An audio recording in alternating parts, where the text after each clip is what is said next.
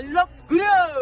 చాలా మంది వరకు నన్ను అడిగిన ఒక ప్రశ్న, అది కూడా కామెంట్స్ లో పర్సనల్ గా కూడా, ఏంటో కాదు ఒక మంచి వెంచర్ ఉంటే చూపి గురు అని. అందుకే మీ ముందుకు తీసుకొచ్చాను మైత్రి హోమ్స్ అండ్ డెవలపర్స్ వారి మెగా వెంచర్.